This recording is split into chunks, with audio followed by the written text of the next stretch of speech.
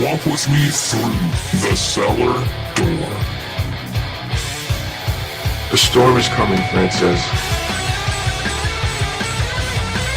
A portal to a more skeptical world. Cellar Door Skeptics begins right now. Prepare for the revolution with your hosts, Christopher Tanner and Chris Hanna.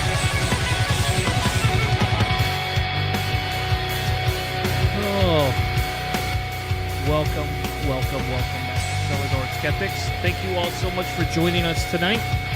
We are back with another amazing episode here tonight. Thank you all so much again for joining us. We have the amazing co-host ready to join us live tonight. So without further ado, welcome Hanna and Buddy the Elf. Well, hello there, Mr. Powers. Sorry, I thought you'd be able to see the fact that I have a cat sitting on my lap right now. Oh, yeah. No, but I can see No, the she laser blends into my sharks. There's a tank in the background there. There's a what? A tank? With sharks with lasers. Come on. Freaking lasers on their freaking heads. Have you not seen Is it that too much? episode? Yes. Yeah. I'm running on a little bit of empty. I've been rocking and rolling, and I've got two kids that are no sleepy forever, and so we're trying all kinds of new like weird meditation stuff to calm these things down because they're basically just insane at nighttime. Learning all kinds of weird stuff on like breathing techniques, and I'm sure that'll be. I'm not a parent, so my opinion probably doesn't mean squat. But like, isn't there like child size or a child watered down versions of various drugs to like help them sleep? Like, isn't that the thing? Or do people no longer subscribe to the drugs, not hugs philosophy of parenting? Is that not a thing anymore? I think the Christopher Titus method of giving your children Benadryl, so it's so cute when they sleep with their eyes open like that, is not exactly the recommended allowable dosages. But yeah, well, I mean, but I'm a bit fried from just trying to get to sleep at night. So that's ironic, slow, but not exactly as wild and crazy a weekend as our good friend, the old man Tanner had. I like that. Old man we Tanner. went on a couples getaway with like 6 other couples. We actually went up to Mackinac Island and stayed on the island in one of the old houses. That's cool. So that was actually, it was pretty fun. It rained, so that was not super fun. I don't know how to ride a bike, so there's that. So wait. A lot. You don't know how to at all? No, I've never ridden a bike. I tried when I was a kid a couple of times, fell over, skinned my knee, didn't like it, complained. No one made me ride a bike. I was never the kid that had a lot of friends that were outside of walking distance. My mom was pretty restrictive about that type of stuff. We had church friends. I had friends that were across the street and a couple of friends down the street, and that was about it. Other than that, my mom took me places when I wanted to go. Hence why, as soon as I could get my license, I got my license. And a car. I had money for a car. I got a license. I paid for my license and my car all in one fell swoop. I had the car well before I even had my license. So, yeah. But no, we went up there for like a Thursday through Sunday morning type thing, and it was pretty fun. We grilled steaks out, did adult activities. We played couples retreat. We did adult activities. We don't need details. We played this game called. I mean, I'm still curious. We played this game called Voting. I don't know if any of you have ever heard of it before. No. It's definitely hold on, I'm gonna bring it up. It's a card game. So it's definitely not a game that you just play for poops and giggles, right? Like with just 1 or 2 people. You want to actually play it with like with at least 10 people, right? And so what happens is you read a card, and when you read the card, everybody gets to vote. And so everybody gets a number. So like I was number 7. And I can't vote for myself, but so one of the cards could say, who is the most likely spouse to hit on you? and you have to vote for somebody at the table, whoever you think is the most likely to do it. There was a card, I believe, that said who is the most likely to get drunk and try to kiss somebody. I won that one. Because when I get drunk, I give everybody hugs and tell them I love them, I guess. So that's a thing. Can you start getting drunk on the show more? No, I did not feel good the next day. that was a lay on the couch for like 2 hours next day, type day. And then we went for a 3.5 hour walk, or maybe a 4 hour walk. I don't know. I think we walked like 6 to 8 miles that day, something like that. I have to check my phone a minute to see my step ratio. But I walked with the wife, and I walked quite a bit. And it really did burn that hangover. I tell you, we walked up Arch Rock stairs up the side of Mackinac. So there's like, I don't know, like 400 stairs. So that was fun, especially because I'm super in shape. But, it burned the alcohol out of me pretty quickly. And then it was, other than that, it was very fun. I mean, we played this voting game. And again, if you ever hang out, I guess it's COVID now, so it's kind of hard to do that. But if you have a close group of friends that are couples or stuff like that, essentially they have 160 question cards. Everybody gets to vote. It's not as crass, I'll put it this way, as like Cards Against Humanity, which we also played. Yeah. But essentially it forces you to vote, like, and one person. So what happens? You get you get your turn. You read the question.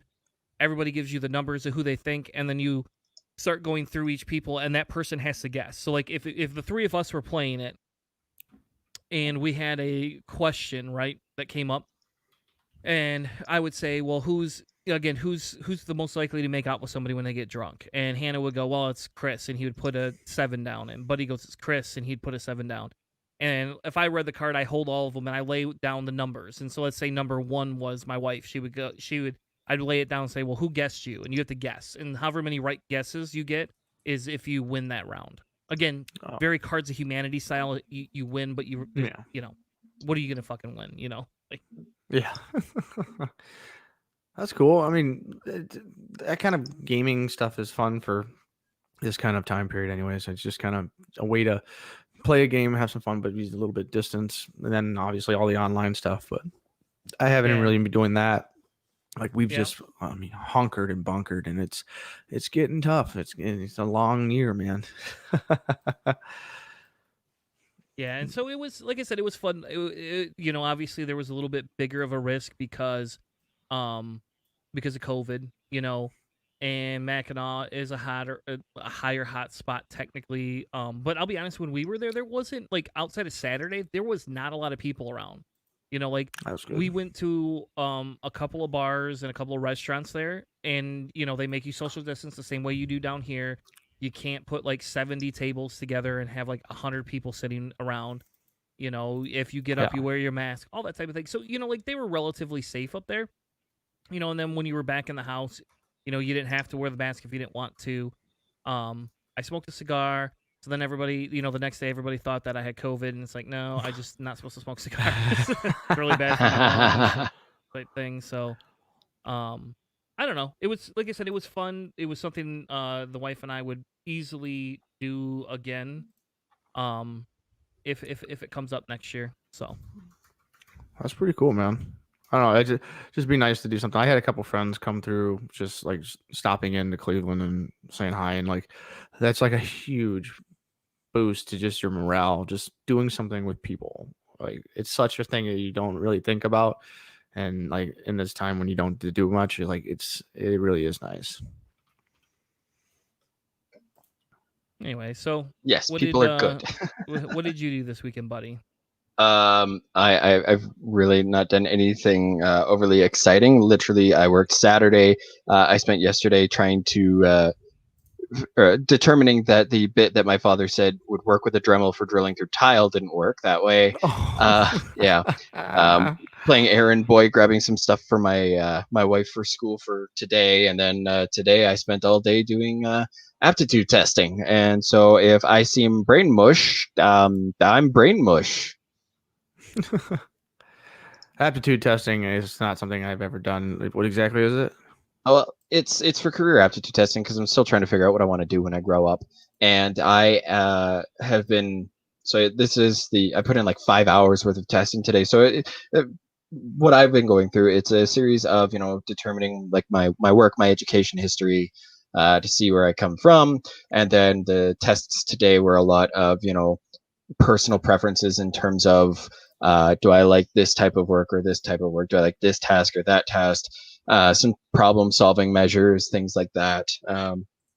Really interesting stuff. And I actually got kind of bummed because the timed part was the skill testing. So it was like all the, gives you like a diagram of a sheet. And then, if it's in this way, what shape will it make type of thing. Wow. And I love doing stuff like that. And when, she came in to be like, all right, time's up. And I was like, but I'm not done all the questions. Day's fun.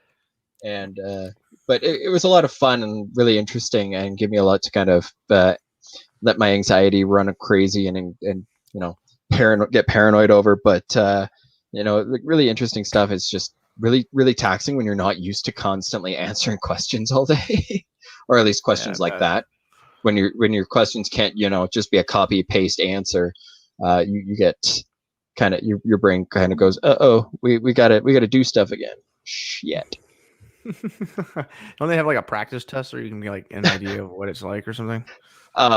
Well, they do have like practice questions, especially because some things they're like I want to say SAT style questions. We don't have SATs in Canada, but from what I've Standardized heard, test thing. is like the SATs include like a kind of an all around problem solving and stuff like that. Just kind of see where you're at, but. So it was more questions like that I've never really been tested in that way before, but I thought it was fascinating, and I'm kind of excited to see what it says, but also kind of nervous because it's like, crap, I'm already in my 30s, and now I don't know what I'm doing. I know so many people that have full on switched careers after 40.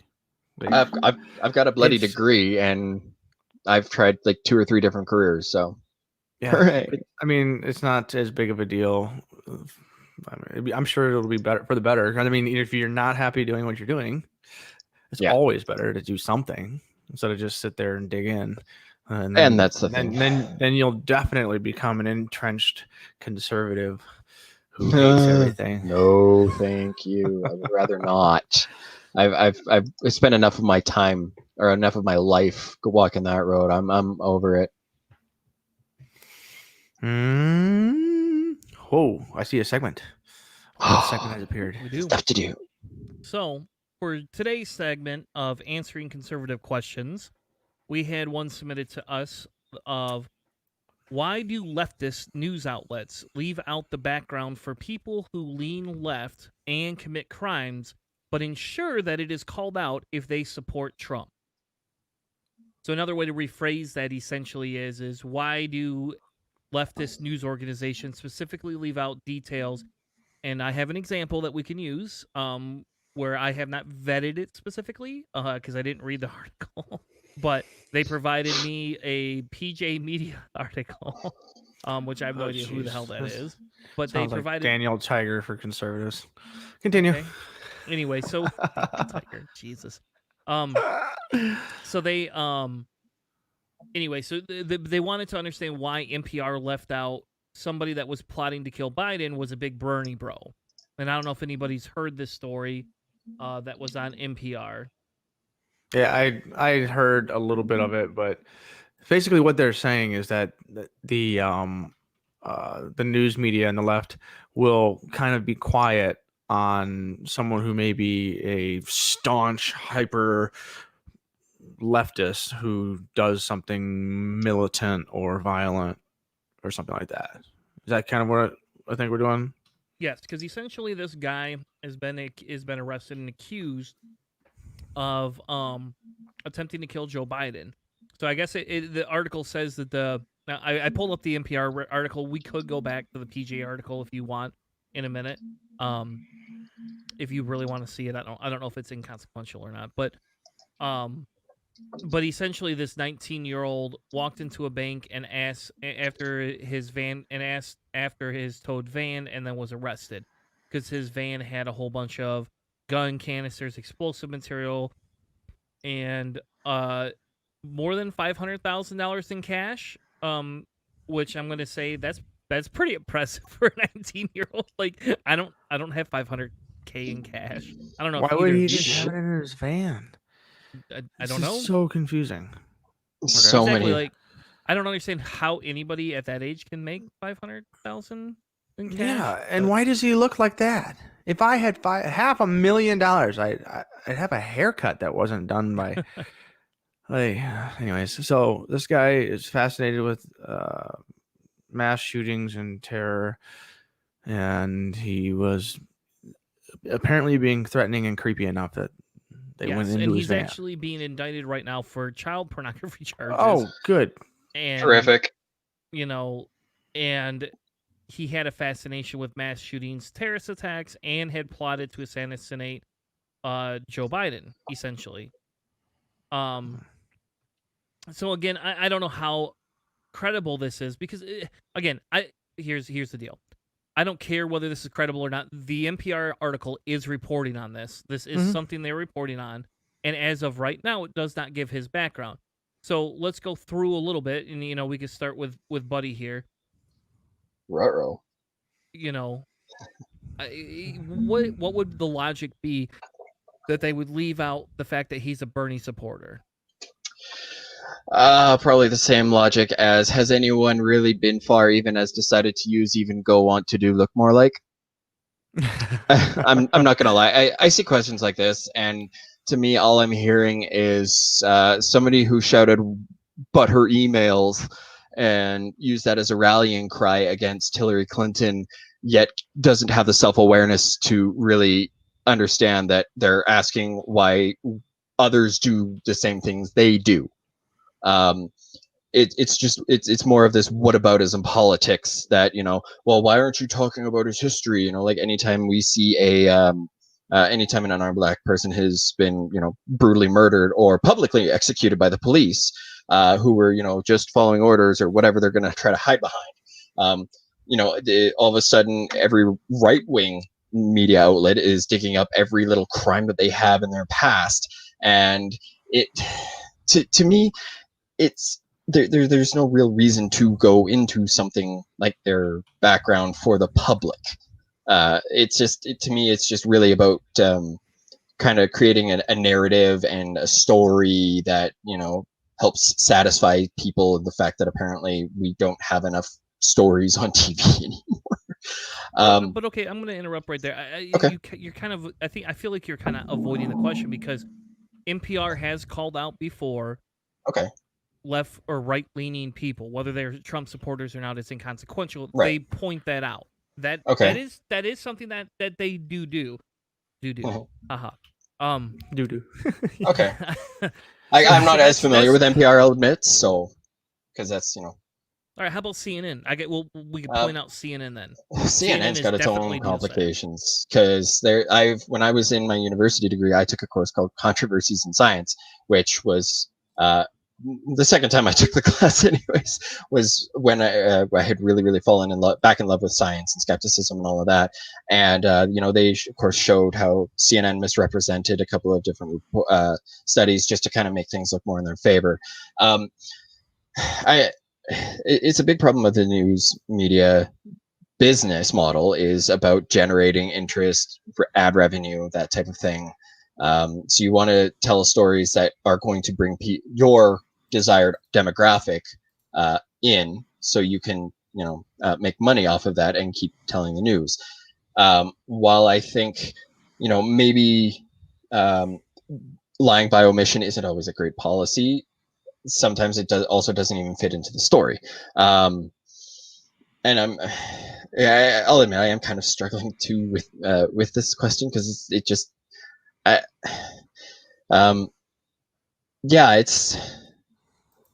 don't really know that it makes a lot of sense, to be honest. I mean, yes, news outlets leave out details based off of their slant, their lean, right? Like we know that it's an unfortunate side effect of looking for or going for a specific audience, is that some details may get omitted because they make your audience feel unhappy or whatever. But the whataboutism of the politics is just, well, why do you guys do this? Okay, well, why don't you tell us why you do it, and then maybe we'll see if we have similar reasons. Like I don't really know. It's I like the whole leaving out just because he's a leftist to me. I don't really know. So I guess I'm floundering here, and All right, yeah, Hannah? sorry if I don't have anything solid. Well, for me, like NPR is a left leaning, even though they like to say that they're basically just reporting the facts. They are left leaning. They report way more positively on Joe Biden. They criticize him, but they report more positively for Democrats, and their updates on Democratic things more common and more readily than Republican stuff. They do regularly have people from both sides of the aisle on talking about things. As far as my opinion, they're as close to a centrist or at least an even newscasting, um, the Corporation for Public Broadcasting and all that, but they do have their things, and then also the people who write the articles themselves. So the woman who wrote this one, I'm thinking and looking at the same one that you are, Chris. It's a woman, Laurel Wamsley, is the woman who wrote that. So each of these people themselves are also, reporters in these stories, and so they have a slant, and they may have a direction. Their editor or editor-in-chief has to make the decision whether or not to run stuff, and if they decide to omit intentionally something like being connected to Bernie, that's a problem.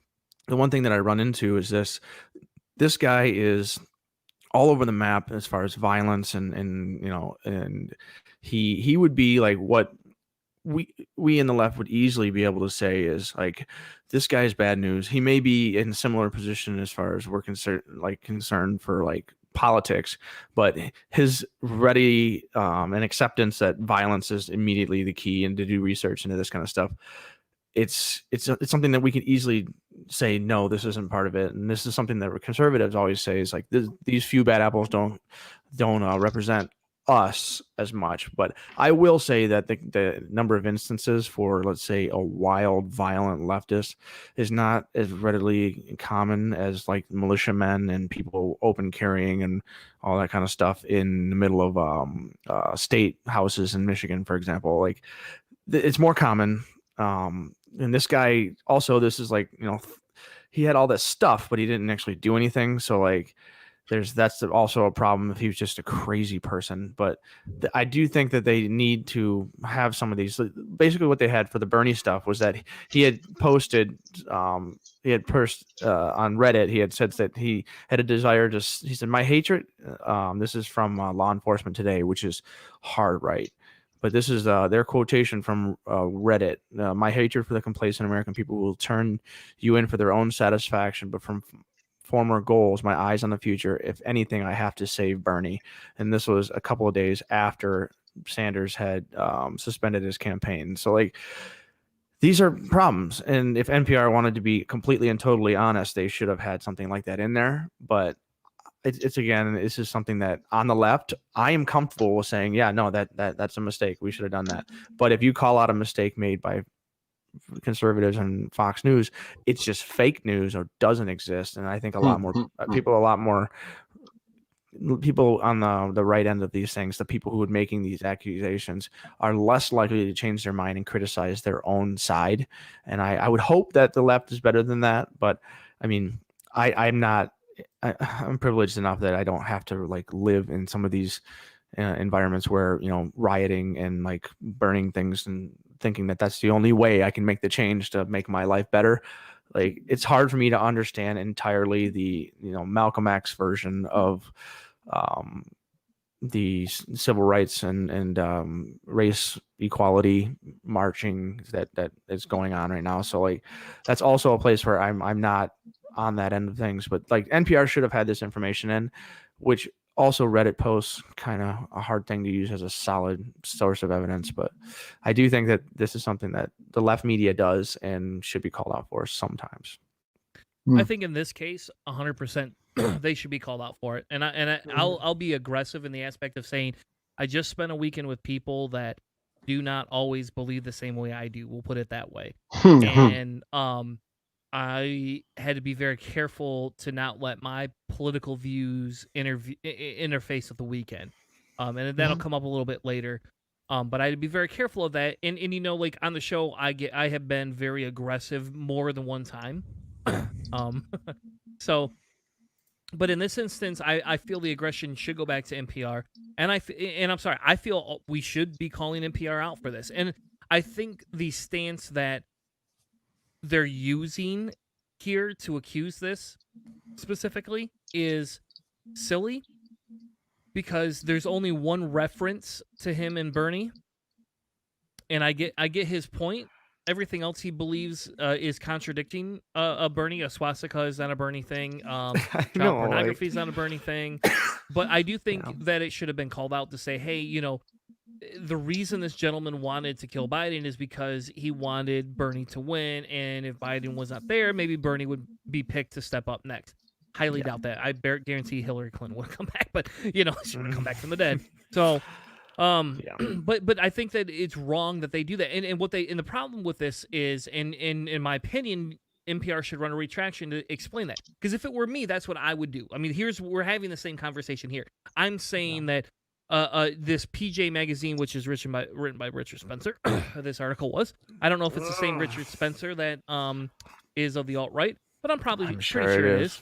But I agree to some extent, because if I have to deal with having to have this conversation with you as a conservative, then the news organizations that are supposed to be neutral or as close to neutral as possible have failed me, and they're not reporting it correctly. Because a simple paragraph in there that says the reason, you know, we don't know the reason, but this guy has done it, and I think NPR is going to basically say, well, we don't have solid evidence that he did this, therefore, blah, blah, blah.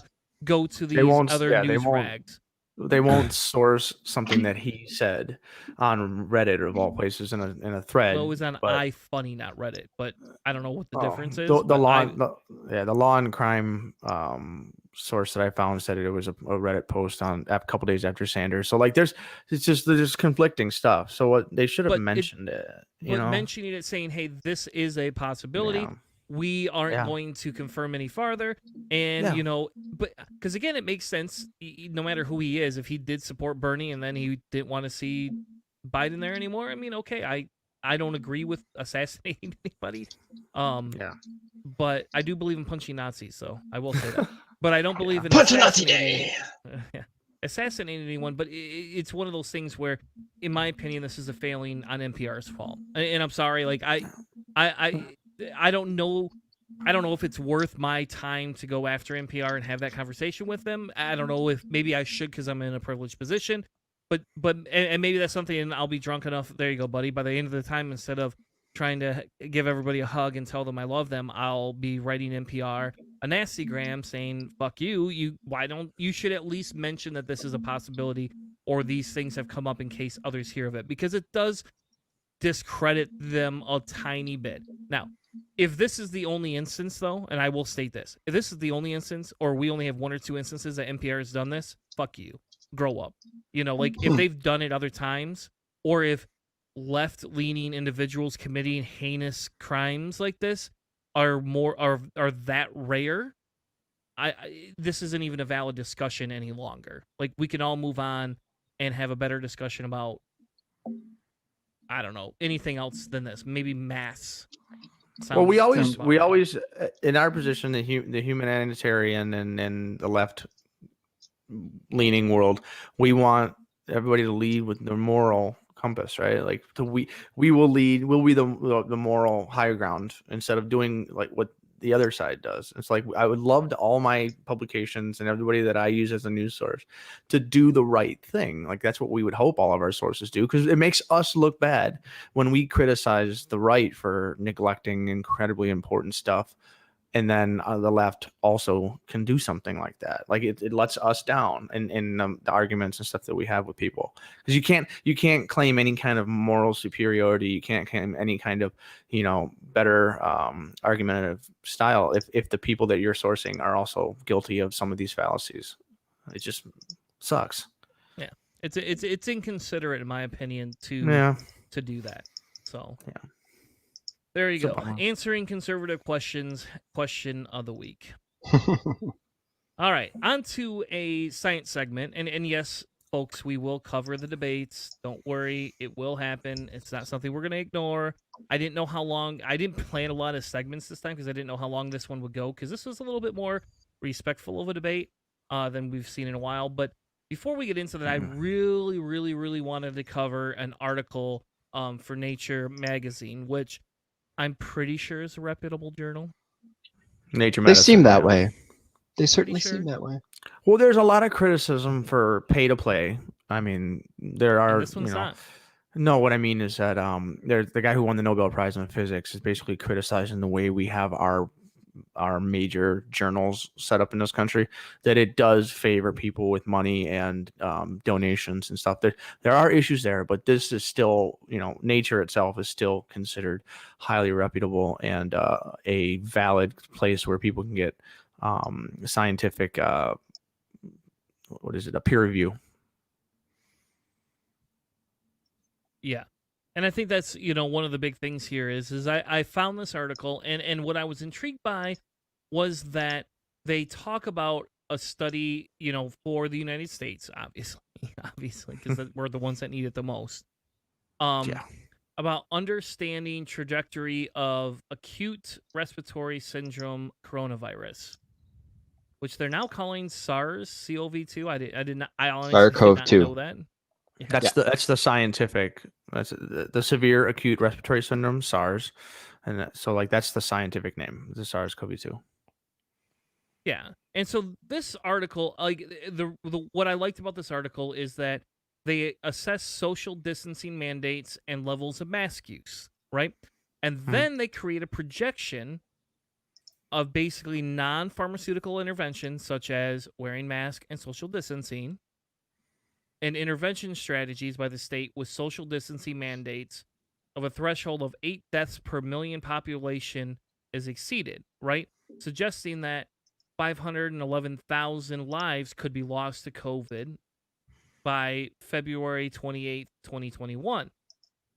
What they did find, based on this, is we find that achieving universal mask use, which they consider 95%, could sufficiently deteriorate the effects of the pandemic, saving 129,574 of those lives. Yep.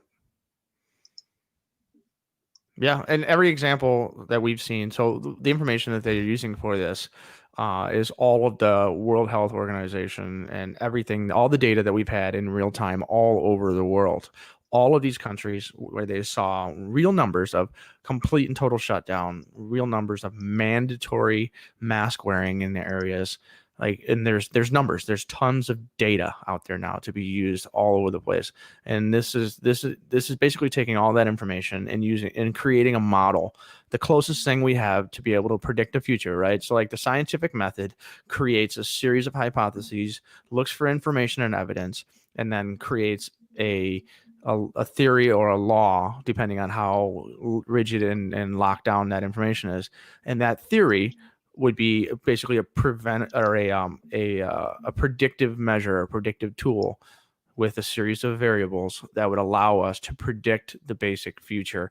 And you have to make assumptions. So in every scientific situation, you have to make basic assumptions that they say 95% mask wearing. There's an assumption that that's the case, and this is the resulting model that we get from this. We are assuming that mask wearing is not mandated, and we see roughly 40-something% of people, whatever number it is, that think mask wearing is not essential and not necessary. And those people in that model cause the spread and become super spreaders or whatever. All of those different scenarios they look at, and using the real-time data that we see all over the world to basically reinforce that model. This is what the model came up with. And this is an area that pretty closely matched this scenario. Does our model match the scenario? If it does, then we have a valid working model, and we can use it to predict other scenarios. We can add different variables in and just try to be the most predictive we can. And it's that's what these guys are doing in a lot of these tests, is trying to, the people that come up with the perfect model to perfectly predict the future as far as what SARS-CoV would do in an unchecked and completely free run society. those people are going to make tons of money because everybody's going to want that data. So like there's a huge financial and fiscal incentive for this kind of stuff. And like this is another interesting finding that according to reputable scientists, we could save over 125,000 lives by just wearing preventative masks. I mean, that's all it takes. I mean, it's one of the easiest things you could ever do to save almost 130,000 lives. Yeah, and the what I liked about this, is that they took the numbers that they were taking to begin with, right? You know, the predictions, these all come from reputable sites, right? Yeah. And they're giving you the links. I mean, we could go through here. I could click on one here, and it's like, oh, here you go. I guess I have to accept. Yeah. Cookies. I hate when I have to do that. That really bothers Yeah, me. cookies are wait, what kind of cookies are you talking about? Well, I don't like any cookies. I'll be frank. You could be Chris or Buddy, whatever floats your boat. But I'm so glad you saw that joke coming. I'm sorry, but I say that all the time here, and now we're gonna digress here. Is because I say that, and some of my close friends, they watch It's Always Sunny, and I'm known as a Frank character in our group typically. Like, I won't sleep in a bed with another guy who poops in the bed. That's not my thing. But I don't know too many people who would. Well, Frank from It's Always Sunny knows. So, they have, Who Pooped the Bed episode, and they do some crazy shit. But I always get categorized as the Frank character because I'm the most outrageous and crazy when it comes to some of these shenanigans and stuff like that. Anyway, so I'll just move on from there. I don't want to be known as Frank. What was your point, Buddy? Oh, I was just going to say, so it said universal mask use could save an additional 129,000 lives. And what really struck me is that is less than the number of people who have died under Trump, because of Trump and his response to COVID. So that's kind of interesting how, that many lives could potentially be saved. Now, just imagine if this had been kind of put out earlier, how many lives could have been saved of those 200,000, and I'm just talking Americans. I'm not talking globally. I'm talking about the 200,000 Americans who died because Trump is a failure as a human being. Well, what you see here is, and this here, right here, this is kind of the discussion, here in the first months of the outbreak, because we can't test this, and we don't want to create a fake outbreak. Like that would be, that'd be pretty awful. Yeah, I mean, then we would definitely be exactly what Trump says, liberals are, but. If you look at, what they intended to limit, transmission, if these had been done, they're creating models on what needs to happen and what could be safe. So they're using past models to help replicate, some of their future statistical models that they're using to demonstrate why wearing masks, even if you don't think it's beneficial, can save lives on a base level. Just by doing that. And I will tell you, and here's another thing, and maybe this is, I guess this should have been a part of our Republicans Ask Questions. I was asked, why is it safe, or why do we have to wear a mask in a restaurant until we sit at a table?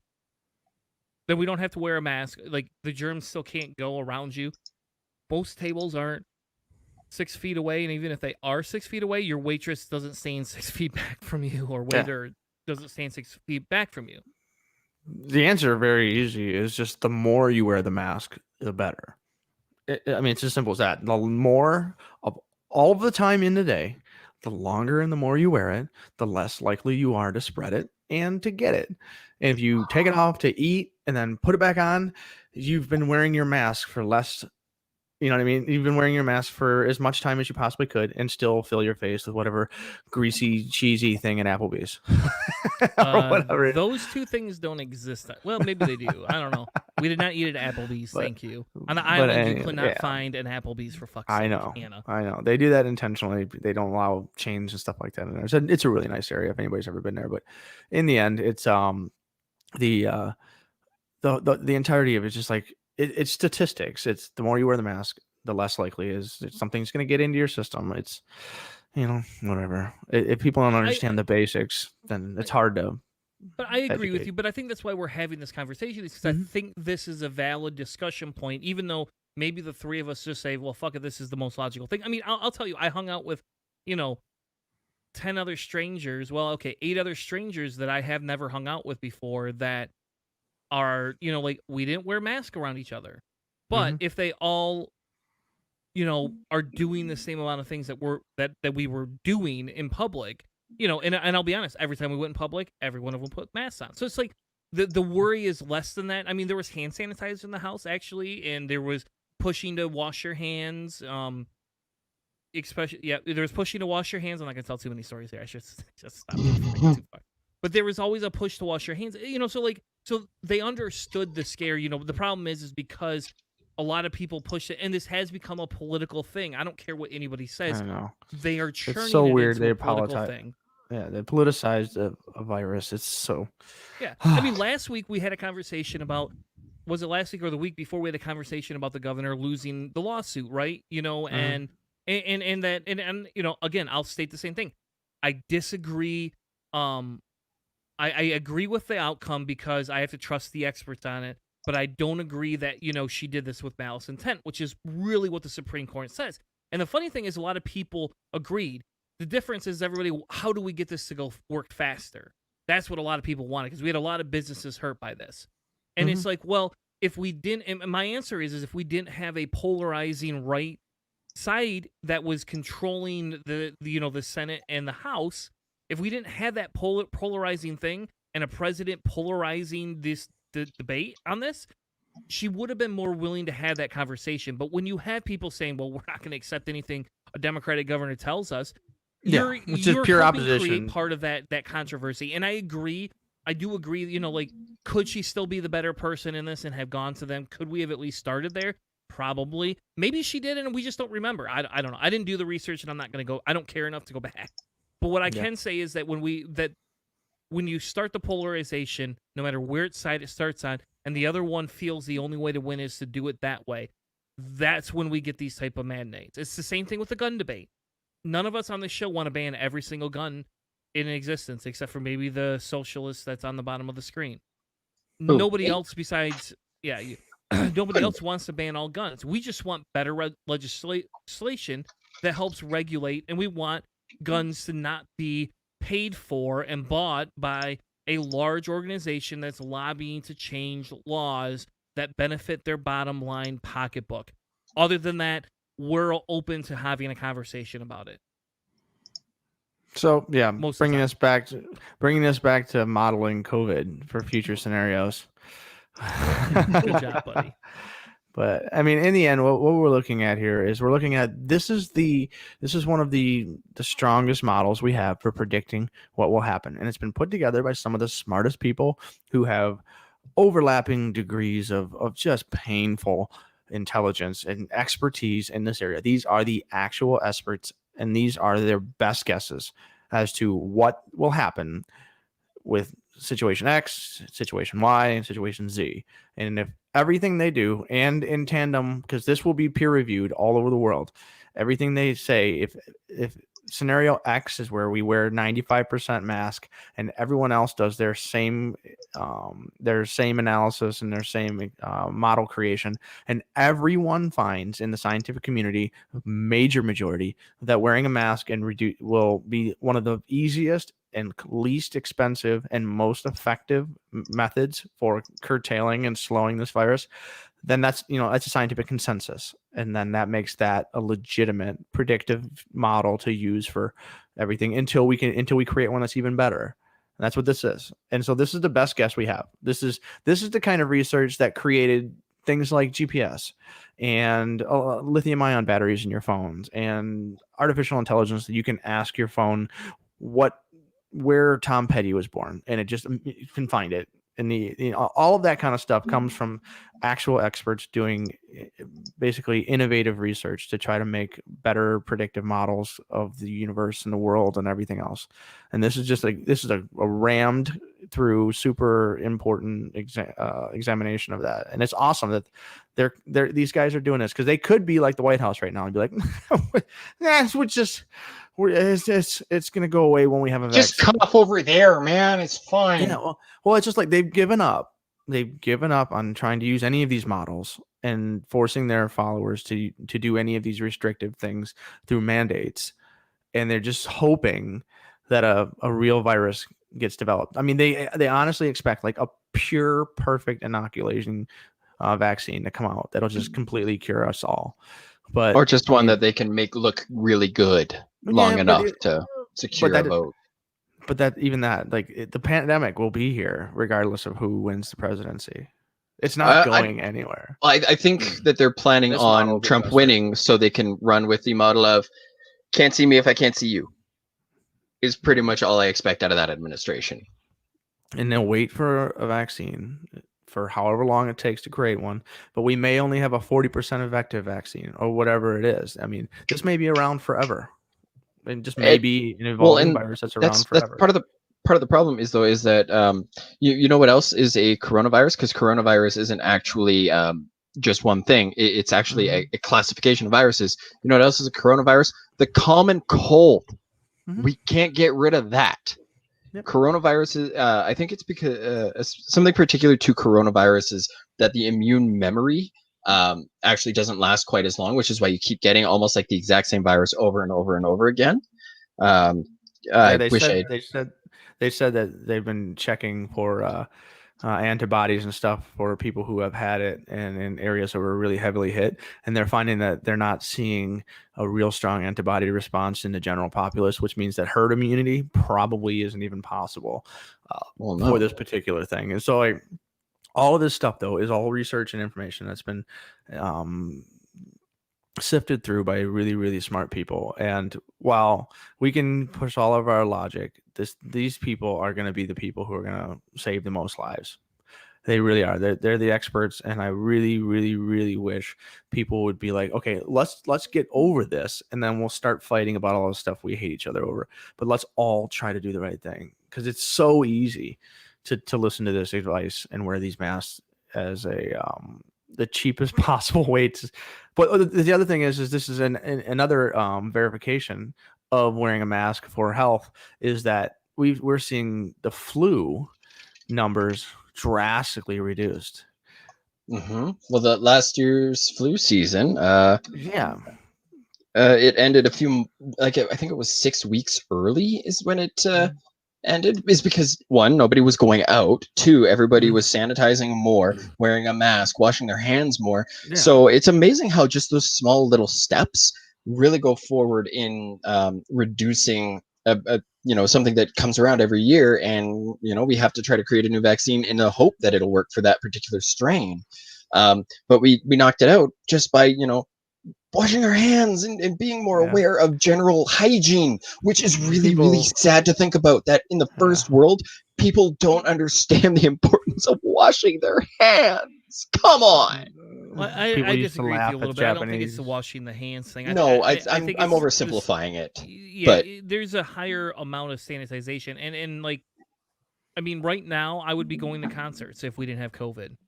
Sure. Now's premium concert time, and can you think about it? A bunch of drunk people hugging each other, saying they love each other, while they're slamming into each other, sweating and breathing on each other constantly. Yeah, that's metal concerts for you, and probably hard rock concerts that think they're metal. Just that aspect of it, wow, right that there. was a throwback to last episode's shade against Five Finger. I hate Five Finger, and they pretend they believe they're metal. Anyway, but you got to understand, just that ideology, just that understanding of that type of stuff, and preventing that helps things. I don't think it helps us mentally. Like getting away this weekend, especially with the wife, was not having kids. Why did I ever have kids? I don't understand that, the logic. I don't get it. Like, I almost feel like I should ship my kids to Hannah's house, and then he can deal with them. You would get some good babysitters, out of that. My daughter is 12. She's pretty responsible. Well, I'll come visit once in a while. Yeah. Anyway, I'll pass. So the idea, though, going back to this article, and I'm going to push it just a tiny bit more, is just because they talk about the actual statistics of wearers, the 40% decrease, right? If 95% wear them, and if we had that many people, what happens? And I don't know. There's a lot of really good information in here, and this is where I think we could have spent a whole episode just on this article because Hit up a couple of the graphics. Those are pretty cool. A little bit lower. yeah. I Yeah, don't know so if they there's get bigger or not. Oh, they do. Yeah. So, I mean, you're looking at some of the numbers there as to there's the predictive number all the way to the right. That one green line that goes exponentially up is just on mass or universal mass, like just complete and total. Everyone 95% wear it, and like, so I mean, it's just one of those things that is really, really telling the difference of the reactions that you're going to get. And this is they're giving a basic estimation for each state too. So Yeah, and like I said, you're right. I really like these graphics. You know, it's here's the another easiest one. way to show people. Yep. I like With death pictures. counts. Uh-huh. You know, there's New York. You can see the resurgence. Here it comes back. Yeah. Michigan's gonna have a comeback. Unfortunately, hopefully not with me. You know, and then this one I didn't quite understand. I didn't understand what this did. Yeah, it's R effective is something that it's going to be explained in there somewhere in the page. So that there are source data and everything. So basically, if you find this stuff interesting, look through and do like a Control F in your or an Apple F or whatever it is for Apple iOS, so that you can just do some, like, find a variable you don't understand and then do a search in the document, because it's a big document. It's hard to get through there, and you can kind of bounce around and just kind of piece things together. Because even if you don't completely read this whole thing and understand all of these numbers and memorize all this stuff, like just kind of gathering the results and the abstract, those two things will help you either have resources to like make arguments for people, against people or with people, or it'll at least make you a little bit smarter as to what's going on. And just maybe you live in one of those high risk areas. Like if you're, I mean, I would assume that you know that California and New York and Florida are dangerous places to be right now, but it's still good information to have. Aren't they always dangerous places to be? Because like, isn't Godzilla there every other week? In Japan, maybe. Oh, sorry. I guess I'm used to seeing American movies where, you know, monsters always hit America. Oh, in New York, yeah. It's a thing. I get it all the time. Godzilla? Yeah. Oh, I didn't know you Have got you got Godzilla. Godzilla? No, but now I'm curious. All right. It's a conversation for after dark. Not on this one. Ooh, I like this. So it's like the Cellar Door Patreon Skeptics content. After Dark. No, it's Instead the of Cellar Door Skeptics OnlyFans account. Ooh. Instead of getting naked, we talk about the dirty science behind it all. Ooh. Naked science. Didn't you have didn't you do something like that? What was your science segment called on Atheist Analysis? I don't know. I had a couple of them. One was he doesn't want to admit it. Biweekly Blasphemy was one. There you go. That was fun. But We could bring anyways. that back and we could put that on OnlyFans. Just saying, I don't know. Maybe it'd almost be like the presidential debate. I mean, I don't know who watched it, but I sure as heck did not watch it the day it aired. I had enough alcohol in me that I probably could have, but I did not. So I don't know if did anybody watch the last debate? I didn't watch day it it live. happened? I didn't watch it live, and I did not watch it in large segments. These types of things are best consumed in small, sporadic bits, just because you gotta take a shower and get the slime off every once in a while. Well, here's their first question. COVID, including record numbers here in Tennessee. And since the two of you last shared a stage, 16,000 Americans have died from COVID. So please be specific. How would you lead the country during this next stage of the coronavirus crisis? 2 minutes, uninterrupted. I like how they have the clock as up you there. know, 2.2 million people modeled out were expected to die. We closed up the greatest economy in the world in order to fight this horrible disease that came from China. It's a worldwide pandemic. We had that It's all over the conversation world. last You see week. the spikes in Europe and many other places right now. If you notice, the mortality rate is down 85%. What? The excess mortality rate is way down and much lower than almost All right, any all other right. Hold country. on. Okay, And we're so here we fighting go. it What is excess mortality rate? Can somebody like what's the definition of excess mortality rate? Is this a real thing or is this a Yes. Trump thing? No, it's real. So there's on average in the United States, a certain number of people die from all of the things. They have a general average of the mortality rate in the United States annually.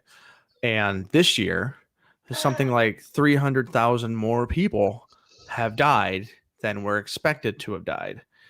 And so that excess mortality rate, the extra people that died, that there's usually a pretty big driving thing that causes that. And they're not associating all of those deaths with coronavirus, but they're saying that most of them are related in some way. So people not going to the hospital when they're supposed to and all that other stuff. And then obviously people that got it and died.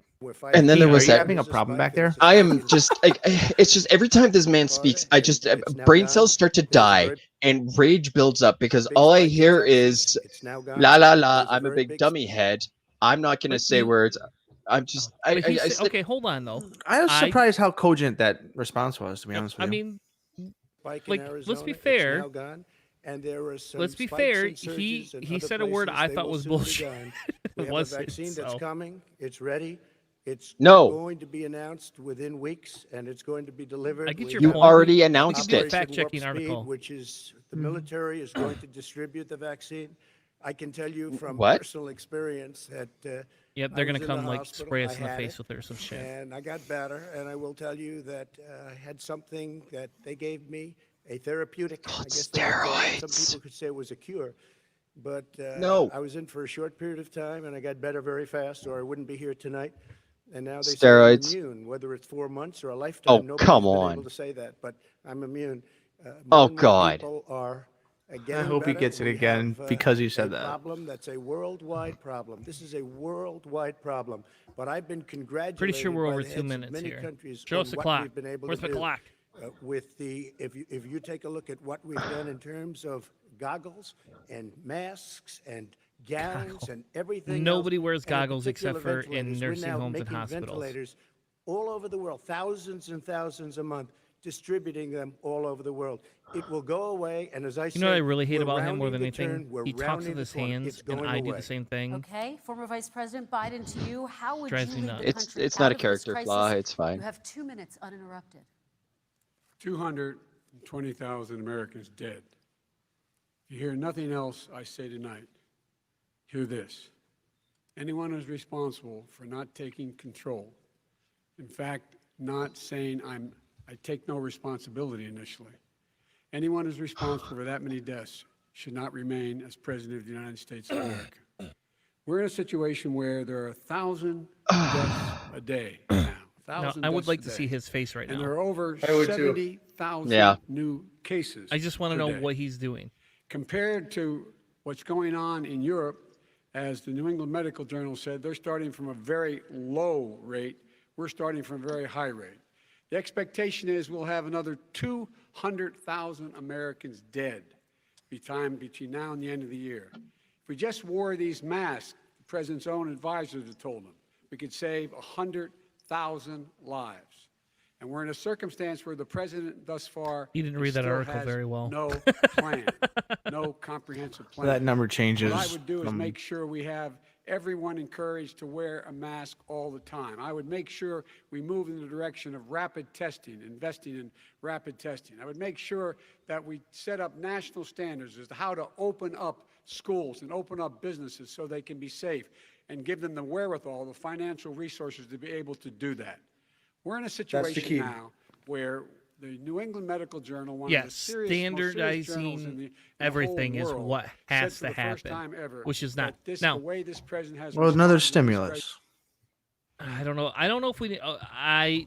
Okay. So that's a whole different conversation. So Hannah, I write it down. Mm-hmm. I'm okay. Like, we can come back to that. I want to avoid that stimulus discussion real I- quick. Yeah, no, I was Sorry, talking about I the pulled debate. up the fact check for the debate, like from factcheck.org. You- So I'm just Did you actually use the looking one I at gave you? I gave you a couple of them. no, I actually went to like factcheck.org, just to like, you've got the How do you know they're BBC one. credible? Uh, Sorry, just go on. Just go on. Just ignore me. I I'm just being a dick. know. Crap, where the hell did it go? I scrolled away from where I was looking at, because I was looking at their bit about the COVID, not just COVID, but the COVID, because there's one now, and Control V is my friend here. Okay, there we go. So he started out by claiming 2.2 million Americans were expected to die, but that misconstrues a projection made in March by Imperial College London for the number of lives that could be lost if absolutely no action was taken. Far from being a realistic estimate of the number of U.S. lives that would be lost, the report said the 2.2 million figure reflects the quote, the unlikely absence of any control measures or spontaneous changes in individual behavior. So basically, Trump was saying, we did a little and that's better than nothing. Give me a pat on the back. I want a cookie. Well, he's using it like it was a predictive number. Like this is what would have happened had I not done anything. But that prediction is like literally people went around spitting in each other's faces. Like it's a completely unrealistic and unusable number for making a comparison of real world versus worst case.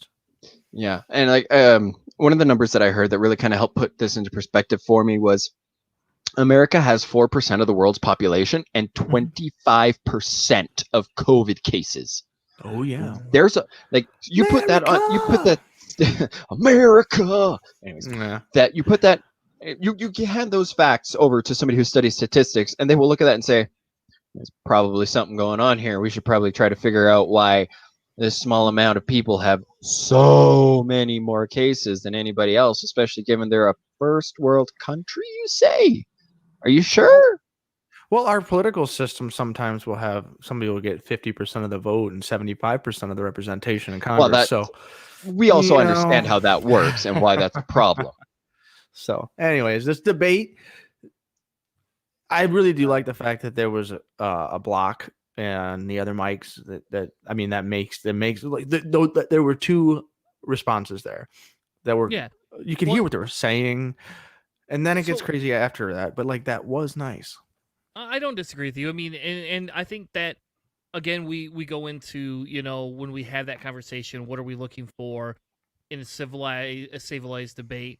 That's kind of what you're trying to get at, right? We want it to be an argument of ideas more than who had the better jab and punchline. You know what I mean? Like we want it to be, what do you really think you're gonna do? Like here's 2 minutes to fully espouse some thing that you want to do. This is your perspective as president. And like that Trump didn't really say anything like he really wanted to do. He was just saying that he's done a great job. Biden said a lot of generalities of things that he would want to do, which are cool, but neither of them were overtly specific and really, really fundamental as far as like policy that they would enact. But still, it was a real response that wasn't interrupted and jumbled and confusing. That was nice. That's how it should be, at least at the beginning, and then it turns into a real bit back and forth debate. Like that's how I would prefer these kinds of debates to be forever. Yeah. So there's just a little blurb here about when he said the words cure. I'm not going to read the sentence he said because my brain's already hurting enough as it is. So he's referencing Regeneron's antibody cocktail that he received, and he called the experimental treatment a cure. But they, as they've apparently written before, it's impossible to know whether he benefited from the drug. But in any case, the therapy, it's being tested in clinical trials. Although early results are promising, it's still unknown whether the cocktail is safe and effective for COVID-19. So he said cure, and my brain screamed, and I'm sure you heard me scream because we were all screaming and everything was screaming. And basically, no, it's not that he was cured. He was given a lot of drugs. And as I kept saying, he was also given steroids, which, no kidding, you're feeling better. If anybody is sick and they take steroids, guess what? They feel better. It's kind of why they give that particular drug. Especially to somebody who's, supposed to be seen as the biggest, strongest, most toughest man on the playground. I mean, in the world, wearing his red tie there and, definitely not looking like he smells poo everywhere he goes. But that's just an ad hominem on my part. So let's go back real quick before I move past any of this. Let's go back to they could be passing a COVID test. No, I'm sorry. Did I say pass a COVID test? That was dumb. I don't know why I said that. I'm just down for the ride, man. Yep. All right. So I'm sorry. It was a long weekend. So the go back is you were saying something about a stimulus package. You wanted to stimulate some sort of package, and so what was your point? Yeah. What was your point in that? Basically, it was just that, like, we've been talking about ways in which we would keep the small businesses and everybody from going under and keep people from basically being completely financially destroyed by the pandemic.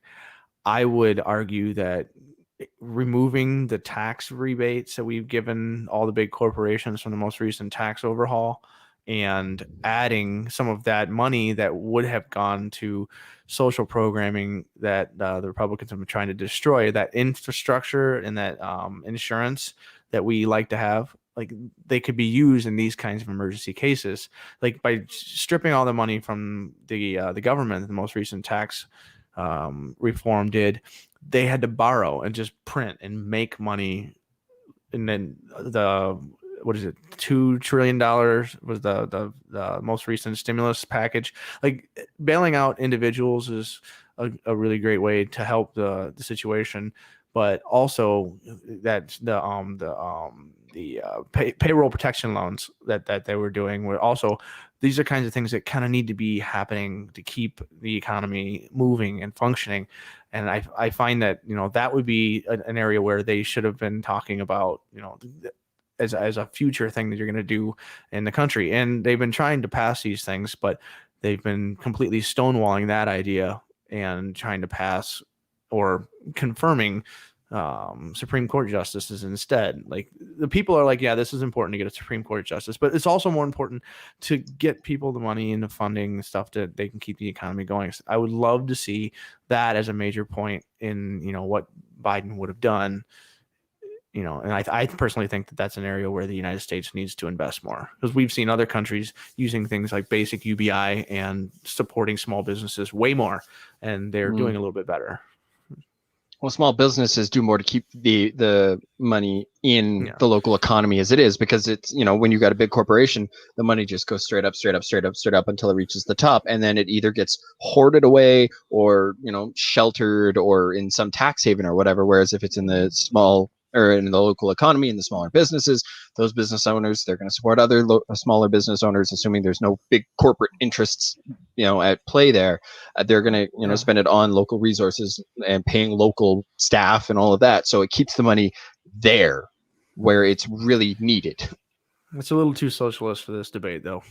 Nobody that was there was really gonna... Actually, one of the interesting things that I've heard this year is a couple of talking heads mentioning how, Trump is sitting there going, oh, Biden's just this terrible socialist. Sorry, he's such a terrible socialist. He's going to create a socialist hell, blah, blah, blah. If you look at it, the left in America is nowhere near is not even close to left for anywhere else in the world. Yeah.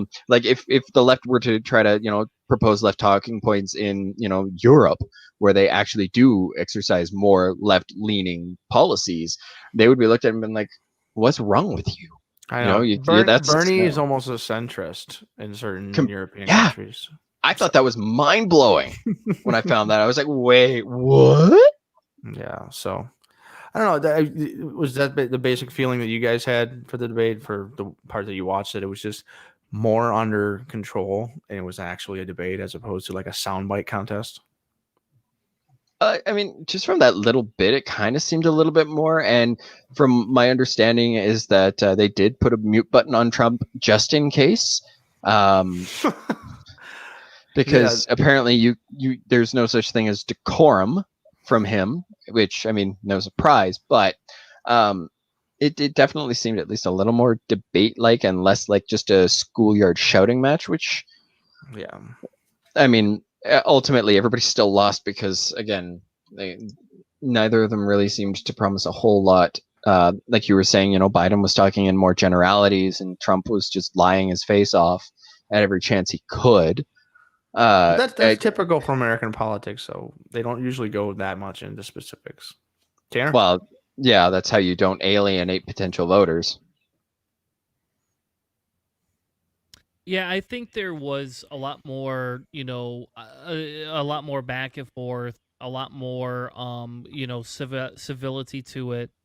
I think the problem is Biden still doesn't have an ability to control his facial expressions. I think this debate, I personally don't think the debate did very well for Biden this time around, but I only really kind of feel that because Trump did a complete change in what he was looking to do, right?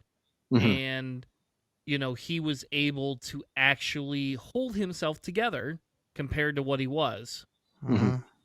So he had the worst performance, and so just by being a little more, because I was surprised the reaction from conservatives and right wingers, they also complained about Donald Trump's performance, and so like Biden basically acted like himself in this, which was, whoa, it wasn't really that particularly memorable. It just made Trump look better by giving him a cage which he had to kind of stay in. So like he had the most to gain just by being civil. Biden really had to like have some home runs, and I didn't see any. Yeah, I mean, trying to look for like all the knockout punches or the gotcha moments in a debate, I think it's a problem that we've kind of created with our love of those, OMG, so and so gets pwned by or whatever. And I think it really took or tried to highlight or bring attention to debates in a way that really just made them more about sensation than actual rhetoric. I mean, I know as a species, we kind of like to lean towards what's more exciting than what's factual and what gives us what we need. But I just I think it was kind of it was more in those veins than actual just oh, got you backed into a corner, I totally pwned you, you proved my point type of schoolyard debate almost, basically. Yeah, and so like here's the 538, right? And they talk about who won the debate, right? Mm-hmm. How likely are you to vote before versus after? You're seeing really no shift. How likely do you think they are to win? A slight shift. And again, we did this before, right? Yeah.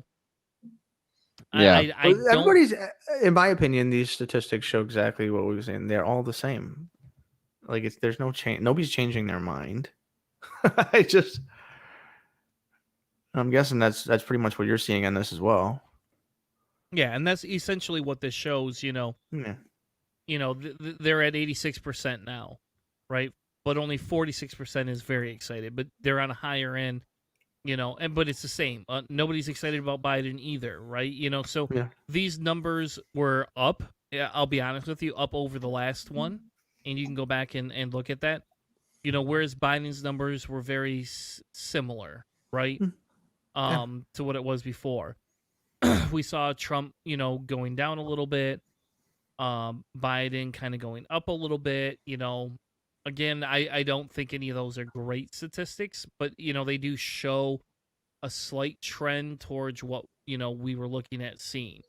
I mean, some of these numbers could be in the margin of error as well. Like you see a 2% increase, your margin of error can be 2%. Yeah. So I see nobody changed their mind. I think people had already made their decision before it went into it. This is just more information. I mean, it's not going to change anybody's mind, but these could be cases where, oh, you said this during debate that you were going to do this. We're going to hold your feet to the fire, blah, blah, blah. So whether or not Trump just ignores it as fake news or Biden, we can actually hold his feet to the fire. We'll see. Yep. And so here's one where Trump still didn't have so here's an article where they talk about big takeaways. He didn't have a compelling answer. The first thing you picked up on, right?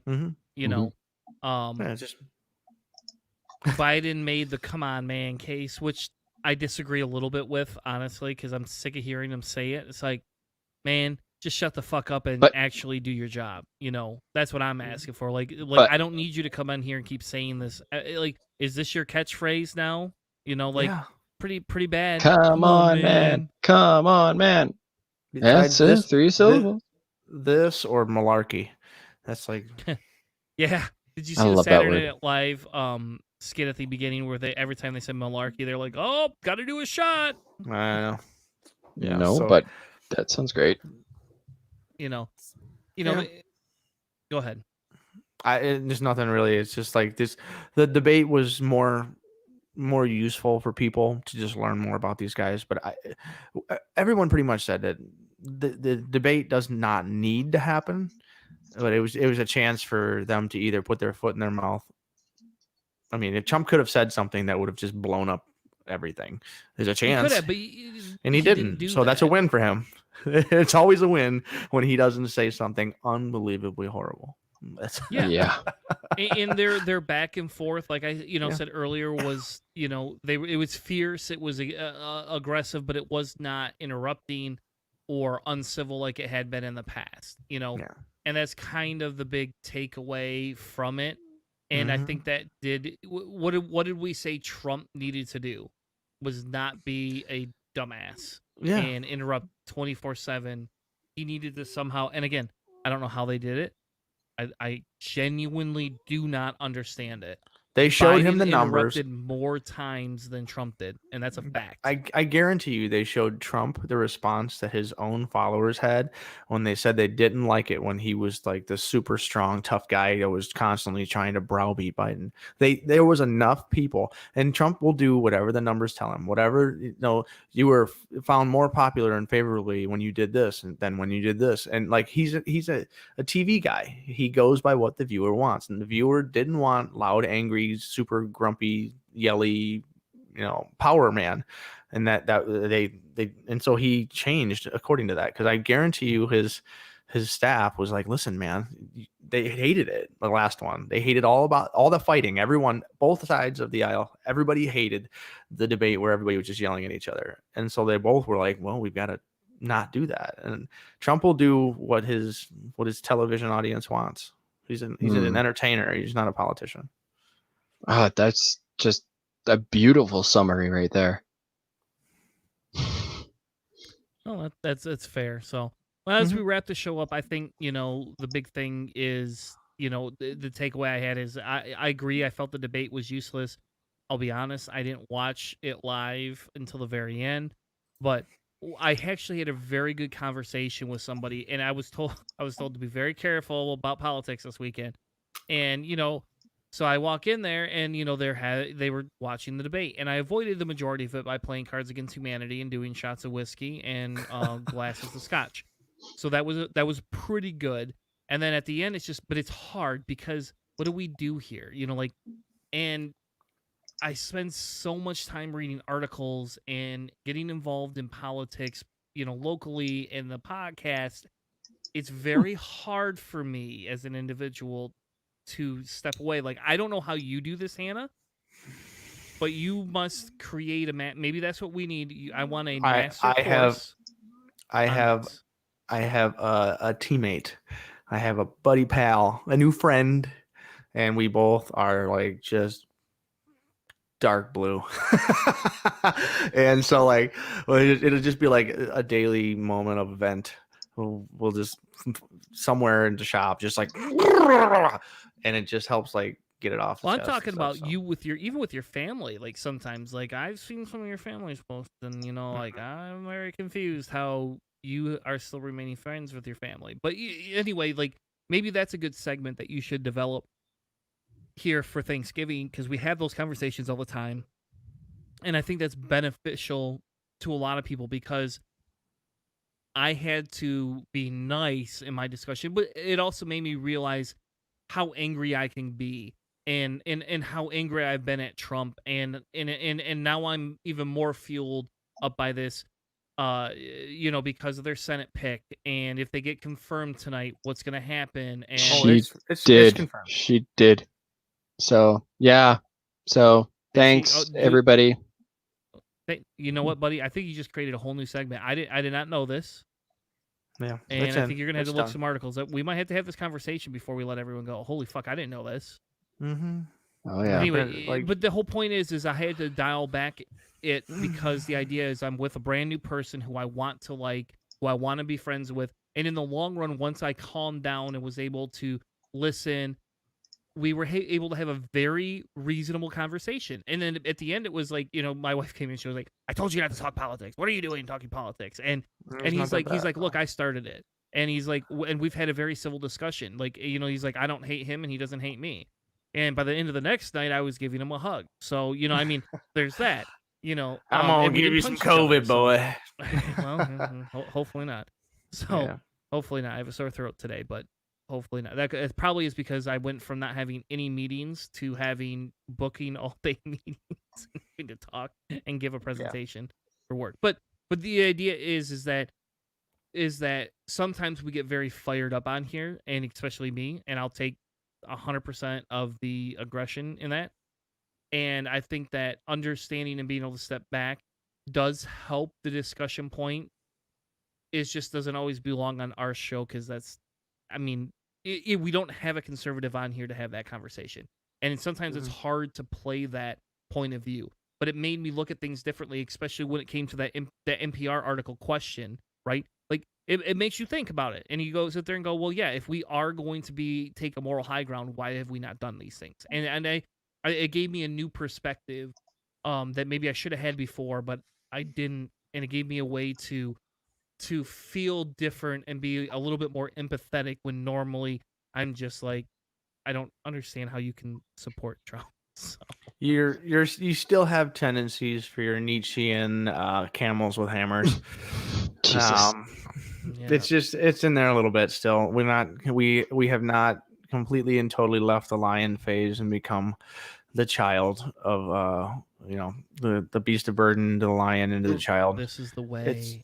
This is the way. So This is the way. conversations get better when you can put a little bit of that intense impulse behind you. It helps.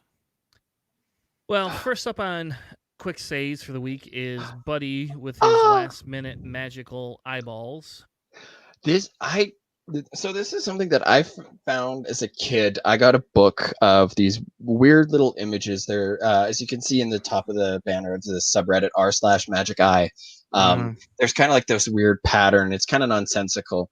But if you play around with the focus in your eyes, I figured it out really quickly, and it's always been something I've done really well. I've just never really understood how it worked. And then a couple of months ago, somehow I got linked to the subreddit, and I'm going through all these images, and I'm like, oh my god, I miss doing these. And what it is this phenomenon called autostereogram. And what it is it's a single image stereogram designed to create the visual illusion of a three-dimensional scene from a two-dimensional image. And according to the Wikipedia article anyways, it says, in order to perceive 3D shapes in these autostereograms, one must overcome the normally automatic coordination between accommodation or focus and horizontal vergence angle of one's eyes. So the illusion is one of depth perception and involves stereopsis, which I have no idea what that word means or if I even said it right. It's depth perception arising from the different perspective each eye has of a three-dimensional scene called binocular parallax. And wow, there's a lot of funky terminology. But what you do is when you're looking at these, you hold them about I'm going to say a foot. It's about it's a little more than 30 centimeters, not quite 30 centimeters away from your face. And you let your focus kind of tweak itself. You focus in, focus out, until all of a sudden you start to see like this 3D image pop out. And it's nothing overly, like mind blowing or whatever, but I've always kind of thought it was kind of cool. And I didn't know this until I found the subreddit, but there are actually apparently movies that you can get or that you can find for these, and like they're on YouTube, and they're a little difficult to like maintain your focus the entire time through, but it's still it's an absolutely amazing little phenomena that trickery of our eyes. And I thought I'd share that just because I thought it was a kind of a neat little distraction that we all kind of need from the political climate. And so feel free to check it out if it's something that you better than enjoy. Magic Mike. I kind of thought you were gonna do Magic Mike. So like the first when I read that, I was what like, part of Magic OnlyFans do you not understand? Just If saying. somebody's willing to pay to see this, I will let them pay to see this. So I just had to change the link on mine. My somehow I copied and pasted last week's link in mine. I just put the new one into the document there for my quick save, but it's a link to a new study. So there's a cool kind of thing that people have been talking about, how the idea of communion wine and Christians, and how that you hear about some of the stuff that that they have, or if you just go right to the link on Vice, it but they basically they say that a lot of the stuff that was absorbed by Christianity from some of the small pagan rituals and things like that were absorbed by the religion itself. Some of those religions were using hallucinogenics to like enhance and make these like religious experiences manifest intentionally. And some of this new archaeological evidence using modeling, again, like we talked about earlier, that they were basically linking these drug fueled rituals of ancient Greece and the Mediterranean to the simultaneous outgrowth of Christianity in first century Israel. And it's an interesting study because they were thinking that part of what made some of these early events in Christianity so memorable was that they were like these drug trips that were like mind altering, maybe mind opening, and all kinds of stuff that these people mind wouldn't have been ready for if they didn't know that this was going to be like that kind of experience. And so they thought they had a religious experience when they just had some good drugs and had, a really awesome time. And so, I mean, a lot of people can say that, there are uses for hallucinogenic medicine in opening your mind and growing your reducing your ego and modifying your id. And this could be something that accidentally created one of the most destructive, in my opinion, religions in human history, but also one of the biggest, if not the biggest. Yes, they're the biggest still compared to Islam. So like, I mean, it's just an interesting interpretation of what could have happened. I thought it was a cool read. Saying drugs are bad? I'm saying drugs maybe started your savior. Okay, but that's a cool story. I thought it was interesting. That's pretty angry right there. I don't know, man. I will say, if they did have it and you could figure out how to make this, if this is really true and they can figure out how to make hallucinogenic wine, I heard there's a new Cellar Door Skeptics podcast starting called Understanding Jesus. You do know that they have THC infused wine, right? Oh yeah. Yes, but I'm not going to hallucinate from THC, Yeah, buddy. if you drink enough, you never know. No, I want what they had. I mean, I do too. I'm not going to lie. I'm Okay. right there with you. I Just totes it saying. down. Plus, their weed back then probably wouldn't have been as strong. So No, it they, I don't know. they really had to go to the good stuff. Anytime that you can credibly compare Jesus to Dionysus, I think we're having a good time. I hear Dionysus, and all I can think is hedonism bot from Futurama. Oh my, get the sound buffer for my nipples.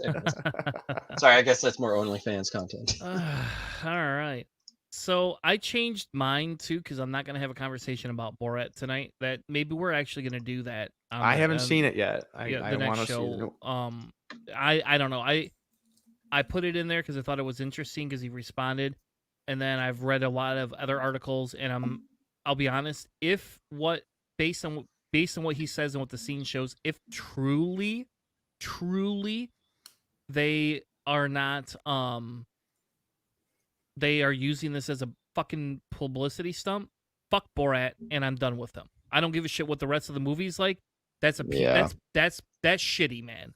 Like, I don't. Which one are we talking about? The Giuliani? whole Giuliani thing. If he's again, if they are alluding to the fact that maybe he's playing with his dick, is essentially what they did, but it's all a publicity thing, and in reality, he acknowledges it. So I need more research time before I present that as a quick save, because I'm having a hard time now with some of the reports coming out.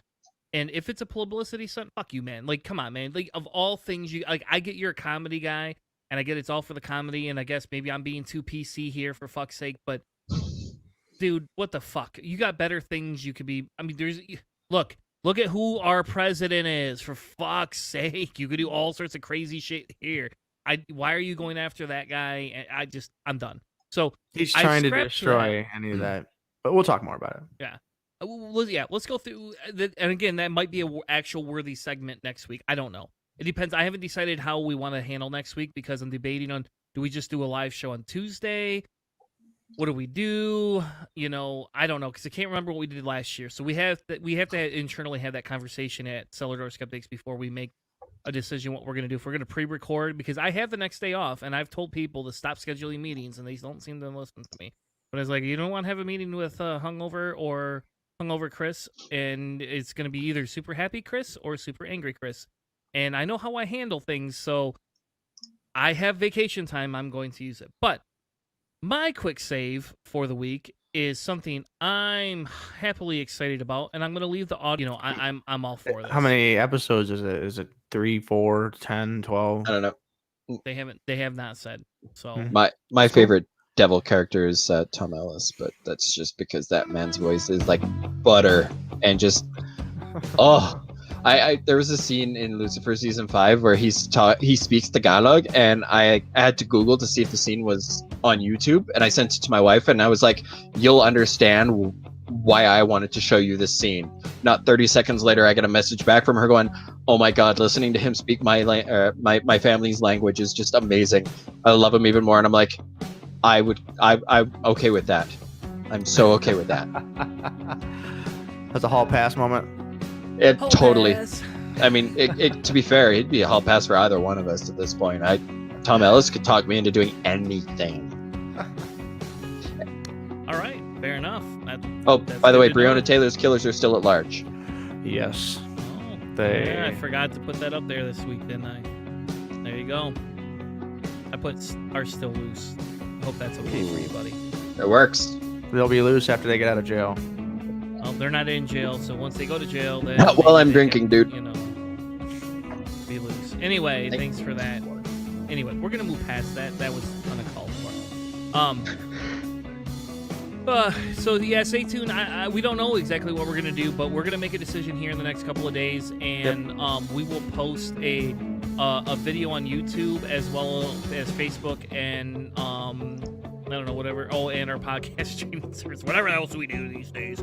And we'll have a short dialogue real quick with everyone to determine what we want to do for the debate, because I haven't decided, or not the debate, the election. I don't know if I'm going to be at an election party, and I don't know. I highly doubt it, and I don't know though if we'll all be coherent enough or in a good enough state of mind to be having a political conversation. So we'll see. We'll determine what we're going to do for the show next week here, hopefully the next few days, and we'll put out an announcement to everybody. But with that being said, thank you all so much for joining us this week. Hopefully next week offers favorable outcomes, and if you're new to the show, you tune in. We record every Sunday or Monday, depending on life schedules, and we do it live right here on YouTube, or you can catch it in the podcast afterwards. Make sure you subscribe to our YouTube channel, or subscribe to our iTunes or Google Plus accounts, whatever floats your boat.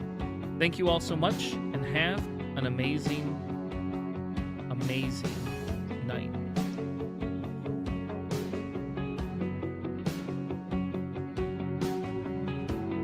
Na na na na na na na na.